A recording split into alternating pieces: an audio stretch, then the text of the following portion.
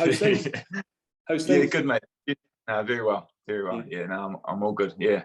Well, we just had our week of COVID in our household, so it's kind of, New Zealand's about a year or so behind all you guys, so we're just kind of going through it now. Yeah, I mean, we're still going through it. Yeah, exactly. So it's all good. Other than that, mate, happy as. Good. Well, how are we here? Let's get into it. I mean, life as you know it now, obviously, and I know you know what it's like, and you got a guest coming on a podcast. I listen to shows you've been on, and I sort of what this extra time this evening's actually given me is, obviously there's a few highlight reels on YouTube, and we'll dive into a few things throughout. But I just got reminded of that game you guys had against Ireland, 2013, 22-all. And Cruden scored the winner right at the end. You've had some epic battles over the years. What are some of the memories that stick out of that game? Do you remember that one? Yeah, I definitely remember that one. Yeah, it's I guess there's certainly been games you remember most fondly. That one there was kind of a strange one, eh? Like, we'd been unbeaten so 2013 we'd been unbeaten. It was going to be the first professional team to go unbeaten for a calendar year or something like that. And so, there's so much on it, I guess, and then suddenly you turn up and Ireland play remarkably well, and we probably play pretty average, and thinking about the win and thinking about going home at the end of the season.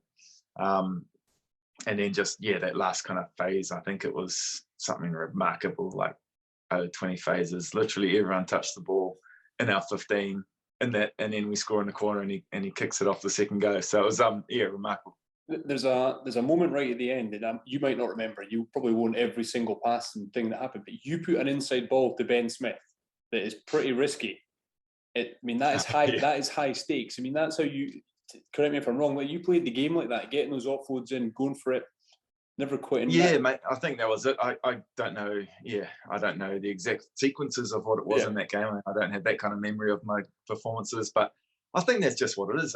That's what was instilled with us for a long time, is to back yourself, And I think even in those most pressure moments, the times where a lot of teams would go, "Oh, we just don't want to make a mistake." I think we're just, it was driven into us to back ourselves, back our abilities, and have the confidence. And so, kind of it's what we tried to do. That clip that I watched of that game, you were actually sitting comfy recalling games with Aaron Smith. Yes. I think that was maybe quite recent, maybe 2021 you recorded that. But I did that last year, yeah. What was that relationship like with him, the 8-9 access? I mean, you guys obviously both All Blacks legends, he's still doing his thing, but what was that like having him? And then we'll get into the back row and things, but even the link with you to him to the backs. Yeah, it's huge, eh? Like, I think the number 8 and halfback, that relationship is, probably one of the most important on the field, especially around the scrum, and even just your linker between the backs and forwards. So got a great relationship with Aaron. He's he's a top man. He's obviously, you see what he does on the field, like his pass is just second to none in world rugby. And so we did a lot together, and we worked on that relationship because I knew how much I needed it, and so did he. So it was pretty telepathic by the end of it, the last few years, just because we knew what each other was going to do. He knew I could be blind and still find him with a pass or things like that. So I really enjoyed working with him. I enjoyed the way you guys discussed his debut. It was obviously a massive game for him, and everything went on. But take me back to, well, this is a question for you.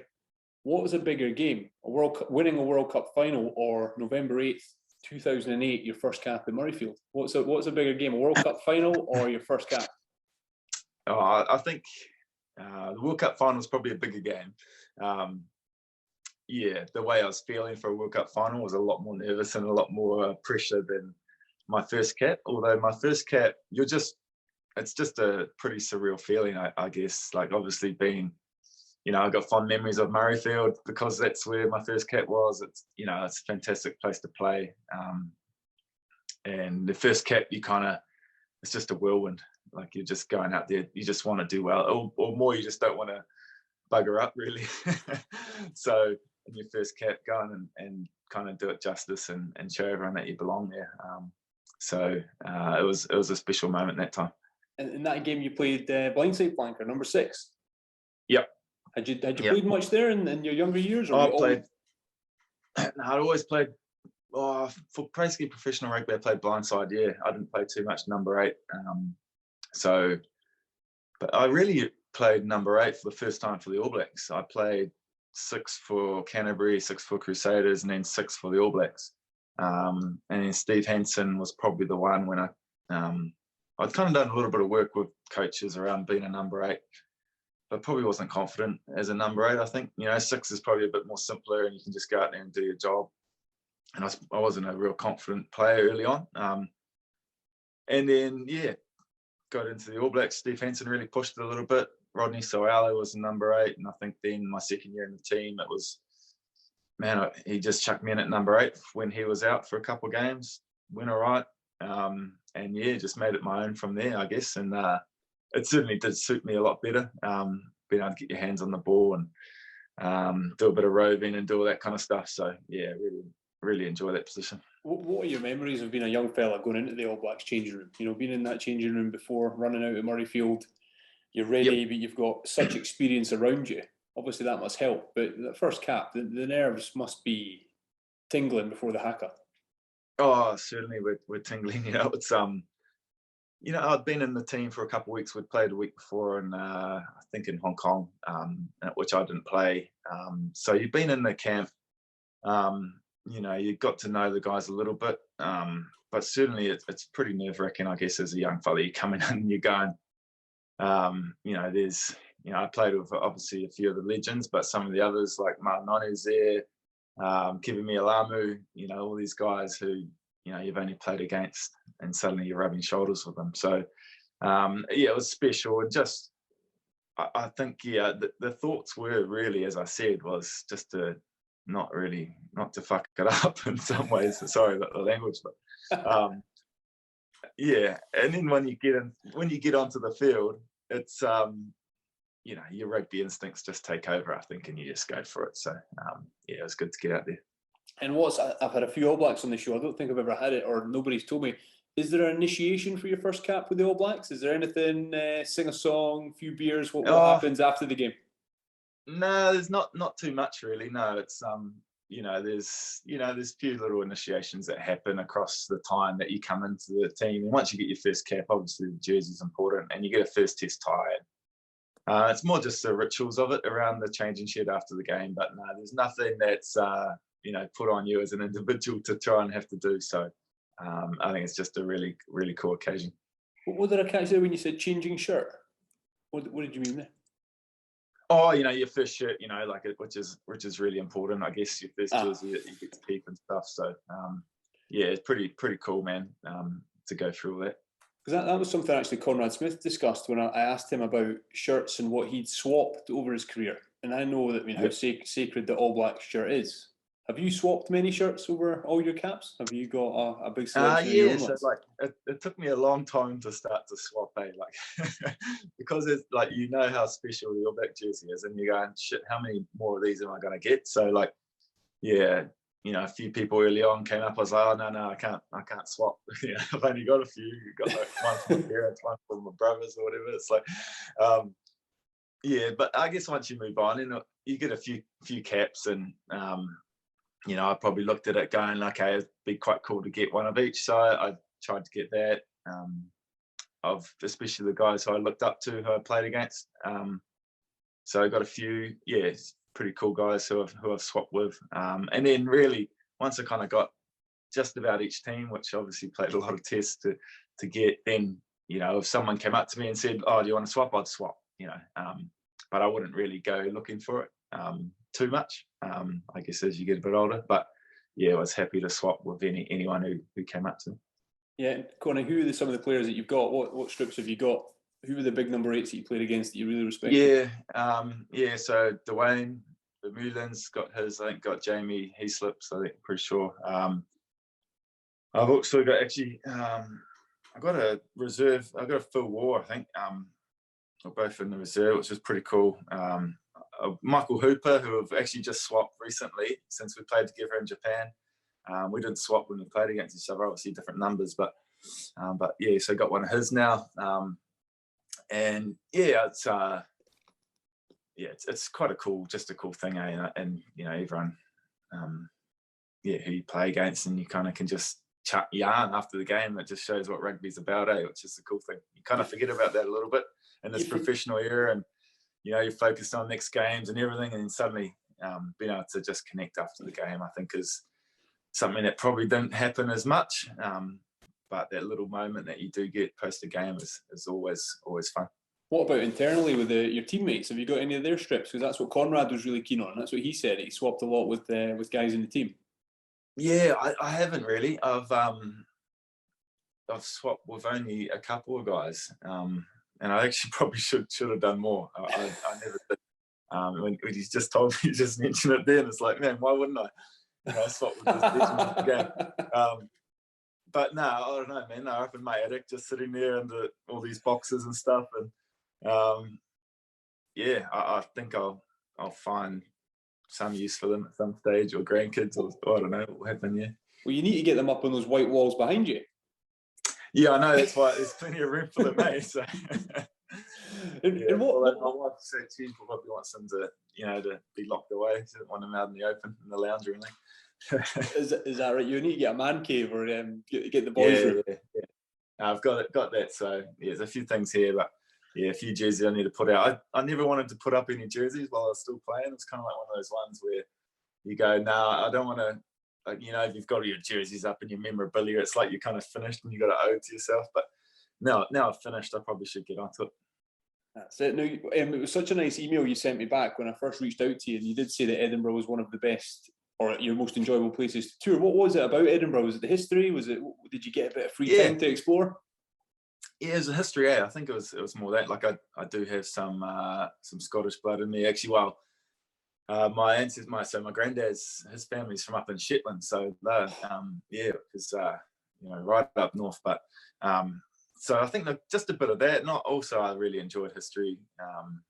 Reading about it and stuff, and where we normally stayed on the the old town, and just walk up the Golden Mile. There's a castle and all these buildings, and you go on these tours. And one time we went up, the William Wallace to Stirling and stuff, and just a really cool country. And Edinburgh is an epic city.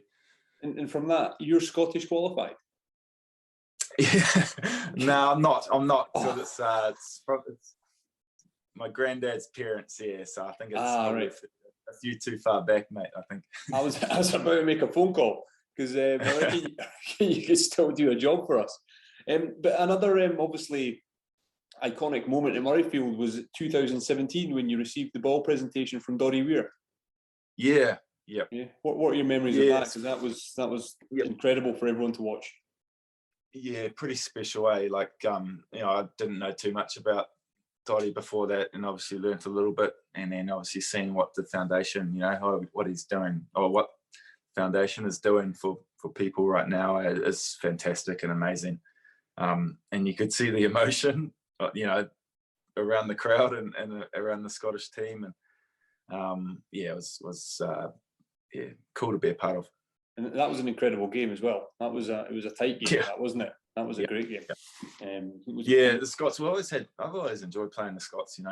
They're kind of like a free spirit. I think when they play like that, they seem to do really well. So, it's always been some tough battles.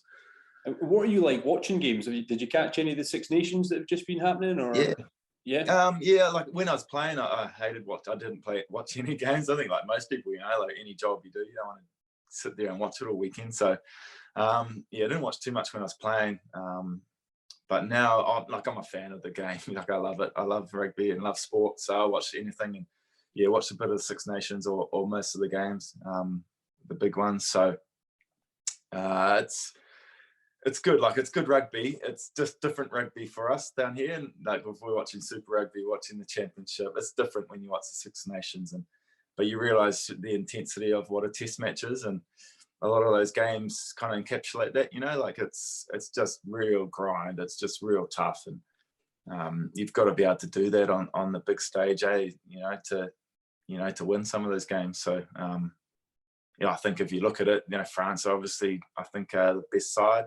Ireland just behind them probably. So out of those teams. What was the way you would prepare? See if you're in a Tri-Nations match and you're taking on Australia or South Africa, or then you're on the Northern Tour, and you're up against the UK teams. Is there a major sea change in the way you would prepare and look at a game for the different styles of rugby? Certainly in way, potentially in tactics, but more so just around your mental approach, I guess. You just have to be aware of what you're coming up against. Like Aussie South Africa is quite a distinct change. Like you play against the Australians, they probably play similar to us, where they'll keep the ball in hand. And so defensively, we're always more worried about Australia than, say, South Africa, even though potentially South Africa is a more challenging team to play against for a number of those years, because the Aussies we knew would run it from anywhere. Falau could just bust us open. They've got these guys who can attack. Perhaps the Aussies didn't quite use the talents that they had when we played against them, because if they played to their best ability, they could win any game. Whereas the South African team, you kind of, as a forward, you're like, okay, they're going to run straight at us. So you got to be prepared for it. So you had to, put a little bit of fear away there to go and play them. But you weren't too worried about their approach to the game. You weren't worried, they're going to skin us by this move or doing all this stuff. And it was more just okay, this is a physical battle that we've got to be prepared for. And potentially, on a whole, maybe the Northern Hemisphere teams are a bit like that. I think it's certainly changed. Scotland's changed that. Ireland's playing differently too. But, Wales, England, probably similar at the moment. Yeah, no, I mean, we love it in Scotland when we take on. We've had some big wins recently. We're not a great Six Nations, but we've got to look ahead to the World Cup now. We've got to build for that. Obviously, France are looking like the informed team. But what are you looking at? What are the All Blacks doing at the moment? How do you think they're going to fare going into the World Cup? Because obviously France, a lot of people say, have they peaked too soon? What's the outcome going to be in another sort of 18 months? Yeah, it's a hard one. I think if you look over time, I don't think the games that have just been played or have been played over the last 2 years will count for anything. It's form will change. France is certainly in a good position. They look like that they're not going to go backwards. I don't see. But there is this thing called pressure, and there's this, the mental side of the game is probably the biggest leveler, or the one that has to be dealt with the most to be successful. So, that's going to be, if France can deal with that, then I'm sure they're going to be right up there. I think the All Blacks, are going to be, right up there too. Like, they're going to grow and get better. So it's great. I think before 19 was very similar. There's plenty of teams who are capable. You got to World Cup and there's South Africa probably stood out, England stood out, and perhaps out of nowhere there's maybe a few other teams that could have gone well. So yes, it's wide open, which is a good thing to see. And how did you look back on 2019? Obviously, it ended with disappointment for you, but I mean, as you'd won it twice, you've been at the top of your game for so much of your career. How did you reflect on that? Oh, look, it's obviously pretty tough to take, bit of pill to swallow. I think it's different, for me, like as captain, I think you took a lot of responsibility on your own shoulders. So really you're looking forward to doing well. And when it didn't happen, you're disappointed. But yeah, I think in reflection, it is just part of what you got to deal with, as a person, and it didn't take anything away from my career. And at the time, you feel it, but it's bigger than that. I think the hard thing is, you don't want to say it, but sometimes for a lot of guys, losing a World Cup or not winning the World Cup is a motivation that you need to grow from. So it's hard to win. Once you're already winning, it's hard to keep winning. Which we were able to do for a long time. So yeah, it's hopefully for the All Blacks' sake, all those boys who were there a couple of years ago will have that little motivation in the back of their heads come next year. That's it. Now, take us back. I mean, 2011. What was that sort of run like going into that World Cup? The pressure that you guys were under to keep performing, to bring it home was intense. You've obviously got memories of that, but what was that like compared to 2015? Oh yeah, there's chalk and cheese, those two tournaments for us in terms of the pressure, in terms of what were our mindset and things a little bit. Like, 2011 at home, basically being labelled chokers because we'd won it 24 years ago, best team in the world, but hadn't won it since. So there's all that stuff kind of going around. It was like, okay, this is our one opportunity. You're playing at home, you have to go out there and win. And so we did it really well in terms of our team, in terms of turning that round from being the pressure to, okay, let's embrace that, let's walk towards it. Who wouldn't want to play in the home World Cup? And so that was great, and it kind of got us in a great mindset to really embrace it. So it was unbelievable, but certainly a lot of relief when we finally did win. And then the New Zealand nation is pretty stoic, and maybe a bit like the Scots and stuff. They're pretty quiet. They don't yell and scream, and they sit at the game and just clap nicely, and not wearing the jerseys and things like that. So whereas during the World Cup was the first time you'd seen our fans actually truly kind of get up and get loud and singing and I think it just was brought about by all the different cultures and other fans, traveling fans that came to New Zealand and showed them how it's done. So that was cool to see. And then 15 was different. Yeah, as I said, it was a team that was probably one of the best All Black team probably that's been put together, and pretty confident going over there to kind of make some history. So I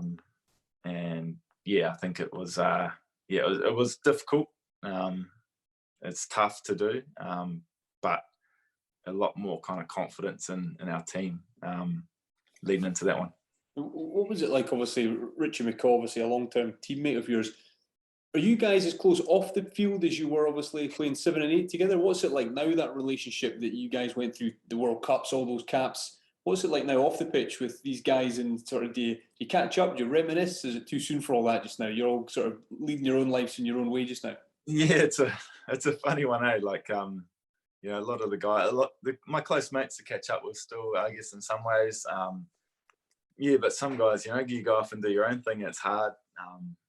I certainly see Richie around the traps a little bit, but we don't catch up all the time. We've got family in different areas, and he lives in a different part of the country in half the year. So it's funny, like you have these great relationships and these bonds that you spill blood over and do everything together for a long time.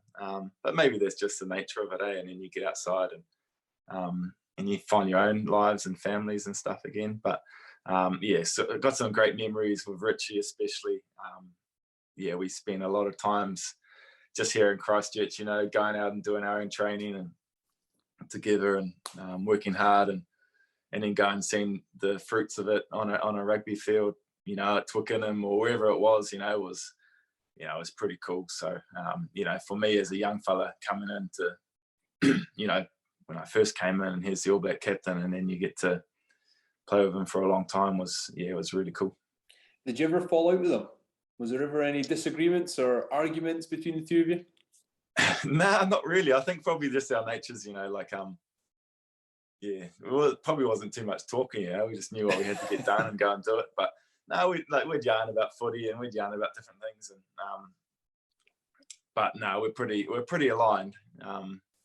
I think that really helped us too, like I was pretty not ambitious, but I wanted to help the team in the leadership space too. And so after a number of years, probably after 11, then it was a true kind of, it was great that he kind of made it a partnership of leading, like he was a captain and I could just help him out where I needed to kind of alleviate a few pressures off him. So that was it was credit to him to let me do that, and aid the team in that way. Yeah. When I was speaking to Conrad, he was very open about his he wasn't that big a fan of the gym and the bench press and lifting weights, but he really pushed himself on the fitness. Yeah. What were you like? Is there any part of actually being a professional rugby player that you were just like, this is just the worst, get me to Saturday? Look, I'm probably more of a natural, maybe called a natural athlete, maybe, I don't know. So I had to work hard to keep weight on. So like the shakes and all that stuff, I didn't really enjoy as much, having to do all that stuff to keep my weight up. And I wasn't a natural aerobic runner. So the Bronco tests, all that stuff, yeah, I didn't really enjoy, to be honest. I didn't mind the short, sharp stuff, but yeah, anything that involved any kind of length, I didn't really enjoy. You know, it's funny. Didn't enjoy running. That's part of your job, but yeah. So I kind of like, in saying that though, like I finished playing footy and now I'm running. I'm going out and running for 2 hours and stuff up in the hills and stuff like that. I've seen that. So it's quite funny because I didn't think I'd ever do that. And I haven't touched the gym since I finished, so it probably says something. Well, I've seen that you're doing adventure runs and you're going 50k and all sorts of distances. You're really pushing. Do you think? Yeah, it's something. I got a couple of kind of just mates who are from the kids' school and stuff who, you know, connected with and they're into it. And so in a couple of weeks, actually, on Anzac Day, we're doing a 12-hour adventure race here up in Kaikoura. So a bit of biking, running for 12 hours. It's all kind of orienteering type based setup. So I'll see how we go because yeah, had a bit of a blip in the prep the last couple of weeks, but yeah, it should be right. You must have played a few games against Ryan Jones, the former Wales captain.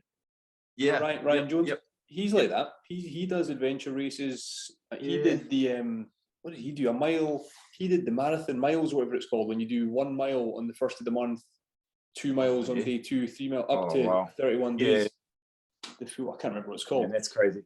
Yeah, so like I don't know, man. It's kind of funny. Like I enjoy going out and doing that stuff. I think purely because it's just not rugby trained. Like you're not on the clock. You're not constantly watching you know, oh, let's start the rep here and it's all intense. Whereas you go for a run, hey, look, if I get a bit tired, I'll stop and I'll have a drink and you know, and just enjoy the views and what's to offer here. And you're out there with mates so you can yarn and just yeah, a bit more relaxed day. So yeah, I think that's what I enjoy about it.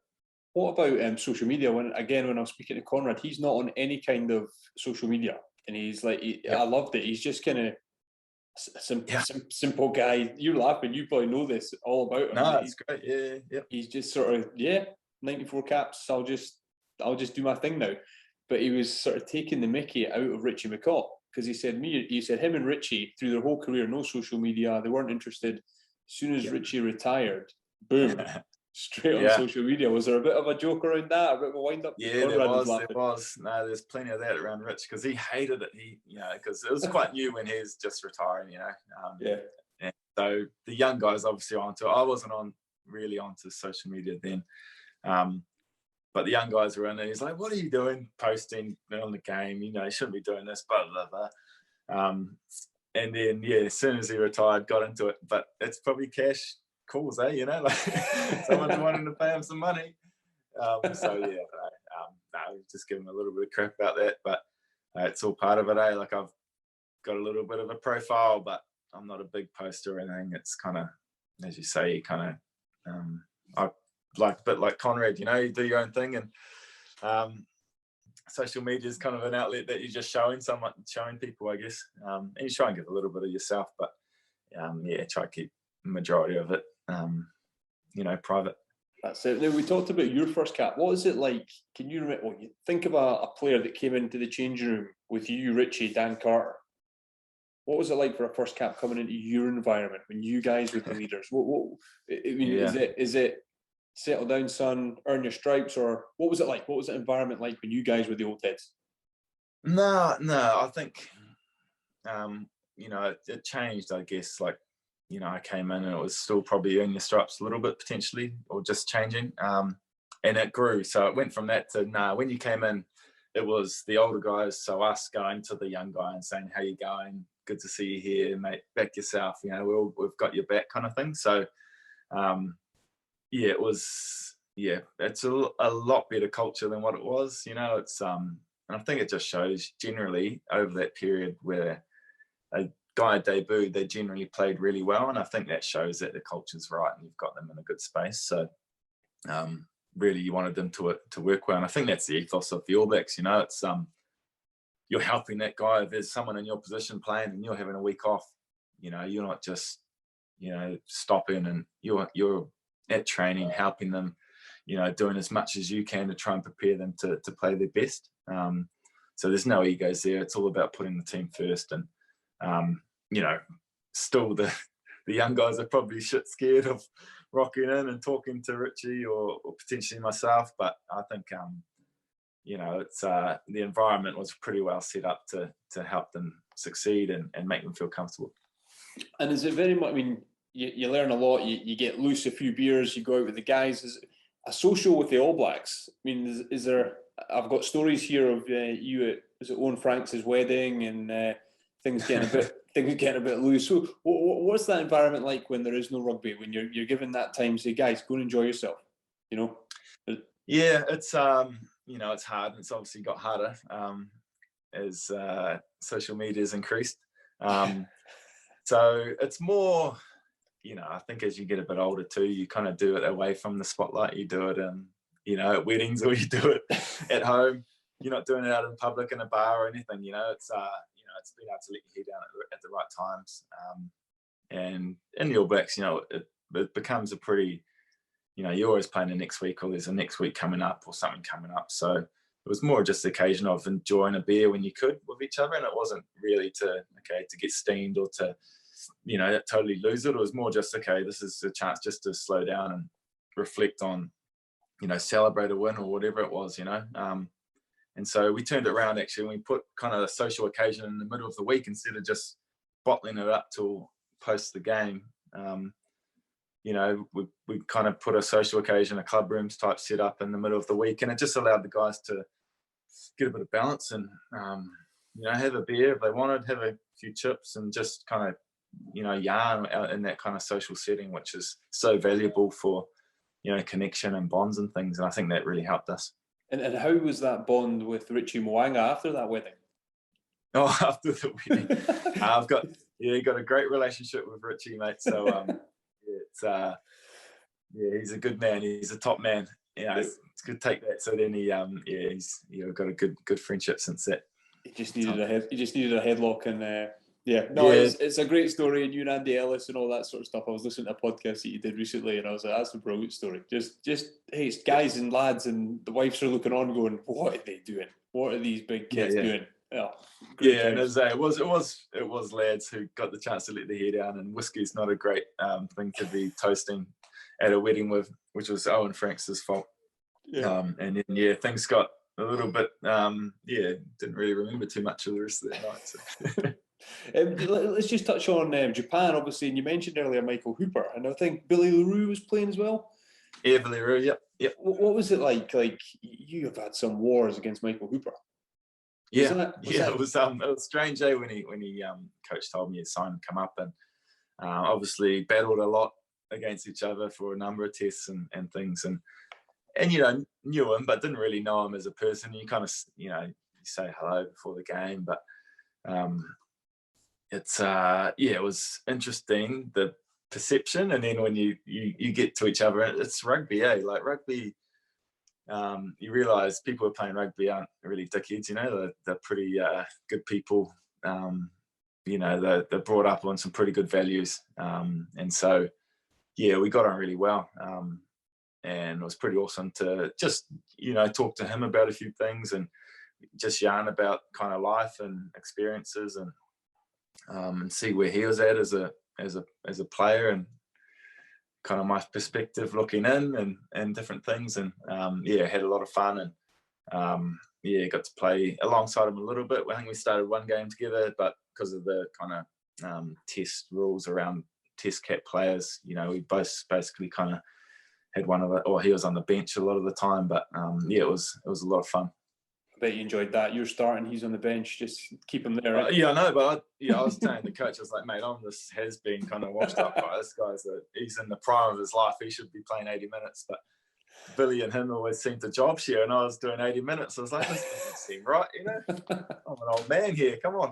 But it was all good. I do enjoy, you say you're not on social media that much, but looking back over recent posts you've put out, there's been quite a bit of cricket, there's been a bit of art. You getting into sort of things that you maybe couldn't concentrate on too much while you were All Black. You're sort of trying new things. I know cricket was a love of your life when you were a young lad, but I mean, even that artwork, that street that you drew, bloody hell, pretty good. I don't know, that's just a lockdown thing, Like got the kids, just do some art. So Yeah, I think it does actually give you a bit more time. Like suddenly your head's not full of, okay, what we got to do this week or in the game. It's like, just a chance to, just enjoy a bit of space and find some time to kind of challenge yourself in different ways, I guess. So it's, and when I do something pretty silly, then I put it up on social media potentially. So it's probably it. Yeah. Pretty good. And what about the kids and dad life? Obviously, you're home now. There's not the sort of 3-month tours and all that sort of stuff, and you're away. Yeah. Is it taking? I mean, I've got 3 kids myself. Is it taking a bit of adjustment just to sort of settle back into to dad life? I don't know, the school run, whatever's going on in the house. Yep. It's I'm loving it. It's been awesome, but it's certainly different. My wife will tell you 100%, because used to obviously me going away most weekends or going away for a couple of weeks every month. So there's a year where I think you're away 150 days out of 6 months, for the All Blacks or whatever. So it's been different, but no, it's been awesome, and the kids have really enjoyed it. And I think being able to just be real present with them, do the school drop-offs, get a bit of work done between the times and still be there to pick them up. And the weekends have been the big thing, like having your weekend back, is remarkable, because going to Saturday sport or whatever it is cool. And then you just get to chill on Saturday night, not kind of getting ready or traveling or playing a game. So that's been the best thing. I toured New Zealand my last year at school, 2002. And my coach, we played several schools. We played Auckland Grammar at the end, got absolutely hammered, about 80 points. Anyway, the first team talk that our coach gave us, he just brought out the front page of the local newspaper, and the headline story was that Christian Cullen had a black eye. Okay, that was headline news. You obviously school run, and the way you guys are legends and worshipped. What's life like out and about? Are you stopped all the time? Are you constantly autographs, or did you get left alone because everyone's like, "There's Kieran"? What's it like being an All Blacks captain walking around? Yeah, I think here in Christchurch is pretty cool because it's not a big city. It's only 400,000 or something like that. So, and there's a lot of All Blacks who float around the Crusaders, and so it becomes quite normal, I think, for people to see us in the community. It's which is good. So you get, when I was playing and when I was captain, it was pretty intense. Like you just had to pick and choose a little bit of where you went. Like I wouldn't go to the shopping mall with the kids, purely because you're going to get stopped and be asked questions and get photos and stuff like that. So it's more, which was fine, and you didn't mind that. But yeah, at school, it's kind of all the kids just say, they always call me by my full name, obviously, because the commentator's Kieran Read. I'm like, just don't call me, just call me Kieran, But they'll say, hey, Kieran Read, and stuff like that. And, the first year or so, it was guys were like, oh, but now I've kind of just become a fixture, I guess, of, in the school and stuff. And yeah, it's cool when it is just part of what you do, It's, to realize the impact that you can have, especially on the children, is huge. So I really embraced that when I was playing. And your kids, what have you got? Boys, girls? So I got 2 girls and a boy. So 11, 9, and 5. And is rugby? I mean, do they play rugby already? Is there pressure on you to coach? No, there's no pressure. I don't know. My girls play touch, so they enjoy touch. And my son's actually going to be playing some ripper rugby this year, so he's playing his first season. So I'd be surprised if he's even gets out of behind our legs and goes out onto the field. Actually, he's a bit of a sensitive soul, but it's probably a bit like myself back in the day. So I've got no pressure. I just enjoy them playing sport, and the girls love it. Just in a team environment, I think it teaches a lot of social skills, and it's great for their kind of everything, I think, growing up. And what's the plan yourself now? Obviously, I got in touch through LinkedIn and we connected that way. In management, sort of the sort of leadership lessons that you've learned throughout your career. What's the plan? What's next? Yeah, mate. So I've kind of set up my own kind of business around that whole leadership coaching, mentoring type thing. So you can go to my website, which is kieranread.co.nz, and check it out. It's kind of doing some work with businesses. Also got an arm where it's helping out kids, so like a bit of a captain's course for kids, school age kids, and who can, really get some lessons, because I think a lot of leadership lessons and captains and people in leadership positions don't get help. It's kind of left up to them to make what they can of it. So yeah, I'll just try and help in different ways in that space. So yeah, it's quite exciting. I like the sound of that, because obviously there's so much taught in schools that maybe isn't relatable to real life, whereas you've led in the highest pressure situations. You've led in when you've been at the coalface, when you can sometimes have a teacher or a lecturer giving you something they just read in a book. Exactly. And it's so that's the thing that differentiates my lived experiences. Like you're saying the same thing as these guys, but hey, you're going, okay, you're pulling it back to a real experience that's happened. And there's so many correlations, I think, with sport, which is a team. It's a high performance team, and a lot of businesses, and obviously a lot of people growing up, and how to grow resilience now. It's so hard, and grit and people. So yeah, it's cool. I enjoy passing on those type of things, and I like seeing people grow. So yeah, it's why it's worked quite well for me. See, on the leadership side of thing, and I won't keep you too much longer, but I'm looking here at my notes and bits and pieces I've got there, because it's funny, I did make notes for you. I don't usually, but I was like, nah, All Black skipper, let's get some notes down here in case I get my rugby facts wrong. I feel honoured. The haka, I've watched the haka so many times. At what point, or whose idea was it? How by the end, and when you were leading it, when you were at the front, and it was in the sort of arrow shape. That's not been that long. Am I right in saying? Yep. Whose idea was that, to sort of change that and to have the captain at the front? Yeah.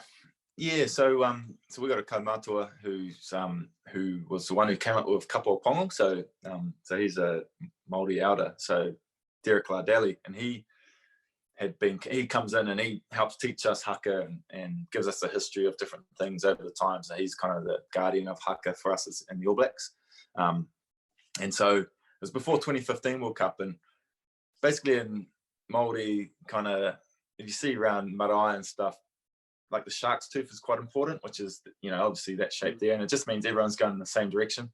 And so we kind of took that analogy and put that towards our haka and said, okay, why don't we do it this way? And then you put obviously the skipper at the front, because he's the highest guy, kind of most regards, so everyone follows him, and then down from there. And then so yeah, it kind of just came about through that. So it's not just something done, it's actually there's a story behind it, and it's all relevant to who we are, as people and Māori culture, and how you then put it together. So I loved, the haka was amazing. But there's a couple of stories. I've been at the front of the niho, which is what it's called, and so you get into the big stadiums, and the crowd's going nuts for the haka, and you're at the front, and TJ's 3 rows back, and you can't hear him, and you've got to come down at the right time. You got to get your tone right, and so you are literally straight, like you're trying to appear like you're still staunch and you're looking across to the opposition, but you're really just trying to listen and try and hear and see the boys, or try to know when when your action's supposed to start, because you can't see anyone. So there's plenty of pressure on the guy at the front. It's quite daunting, but I really enjoyed it, loved it.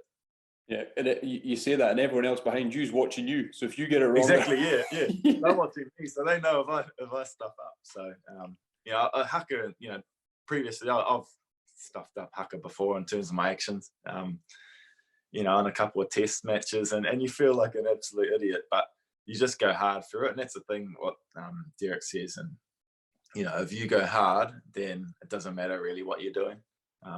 It's about just doing your bit, and connecting with the guys alongside you. Yeah, and just lastly, you played with, I don't want to use the term characters, but just guys with such big characters. Someone like Sonny Bill Williams. What was it like having him in the squad, and what about what he's doing now with his boxing? Is that something? Yeah. You're proud of him. You've seen him taking on, dominating, and pushing on in a new career. Yeah, it's interesting, mate. There's no way I could be doing that, but yeah, good on him, man. It's like, but you kind of sense that with him. He always wants to push himself in some way, and boxing is obviously, it's a pretty intense sport. But for him to do that, yeah, it's awesome to see. But yeah, he was he grew a lot. I think rugby really helped him, you know, like just the type of game it is around a team first game. It's about doing your bit for the team. And, you know, he became one of our great leaders, by the time he finished in 2019, and really grew into that role and actually realised that the mana that he had within the group, and everyone looks up to him because of who he was and what he could do, and then just realising the impact that he can have through his actions and then through his voice too. So no, I really enjoyed working with Sonny, and yeah, he was a great leader for us in those last few years.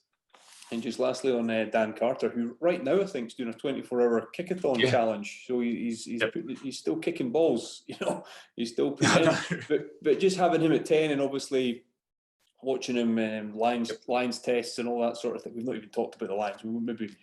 Maybe another time. But Dan Carter at 10, you're at 8. Aaron Smith to Dan Carter. What was that like, the access playing with him?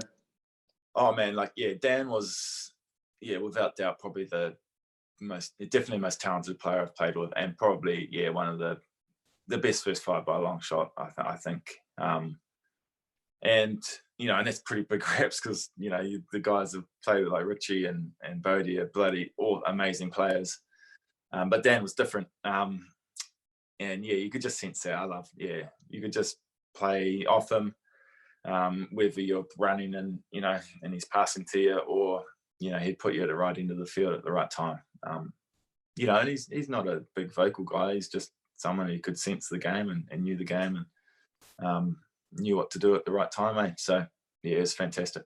Yeah, awesome. Well, Kieran, here, it's been amazing to catch up with you. Thanks so much for giving me your time, and just like all the All Blacks I've had on the show, so humble. I mean, you've achieved so much. Congratulations for everything. I wish you every success for what's to come. You know, mate, it's been a pleasure. Cheers, Nashy. Good man.